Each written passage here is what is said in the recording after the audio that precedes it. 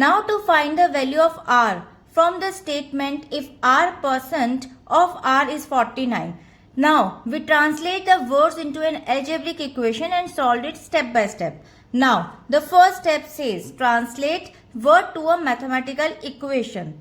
R% is written as r upon 100. The word of signifies multiplication and its significance equality. So now r upon 100 multiplied by r is equal to 49. According to this step, we do a solvable relationship between the unknown variable and the given total. Now, step 2. Simplify the expression. Order of operations. Multiply r by the r to get r square. So, r square upon 100 is equal to 49. According to this step, following the logic of exponents, in BODMAS and PEMDAS, we simplify the repeated multiplication of the variable first to make the equation more manageable. Now, the third step, isolate the variable term. Multiply both the sides by 100 to remove the denominator. Now, r square is equal to 49 multiplied by 100. Now, you can transpose the values. Now r square is equal to 4900.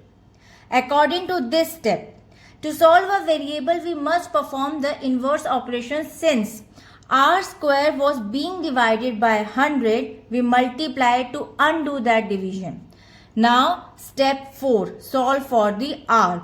Take the square root of both the sides. Now r square multiplied by 1 by 2 and 49 in root. So 2 will be cutted down. So r equals to 4900 in the square root. So the result is 49 is the square of 7 and 0 2 zeros you will take out 1 0. Now the 70 is the answer. Step 4, the square root is the inverse of squaring a number. Since 7 into 7 is 49 and 10 multiplied by 10 100. It follows that 70 multiplied by 70 is 4900.